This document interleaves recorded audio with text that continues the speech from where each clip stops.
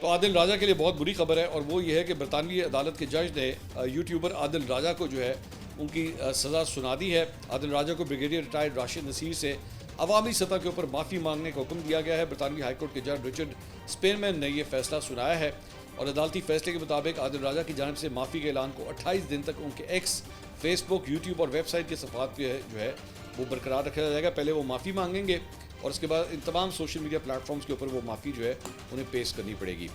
तो इसमें ये भी फैसले में लिखा गया है कि आदिल राजा को 3,10,000 पाउंड जो है वो अदा करने होंगे, और आदिल राजा रवा बरस अक्टूबर में अपने खिलाफ होने वाले हत्या की इज्जत का मुकदमा जो है वो हार गए थे। हाईकोर्ट के जज रिचर्ड स्पेनमैन ने हाईकोर्ट की समाअत के दौरान ये फैसला सुनाया।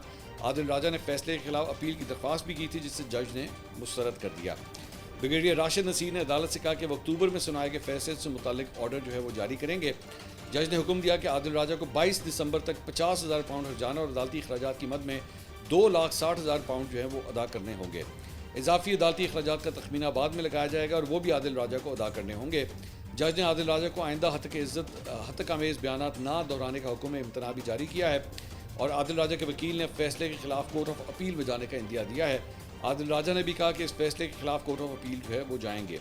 अक्टूबर में सुनाए गए फैसले में जज ने आदिल राजा के ब्रिगेडियर राशिद नसीर के खिलाफ इल्ज़ामात को बेबुनियाद करार दिया था।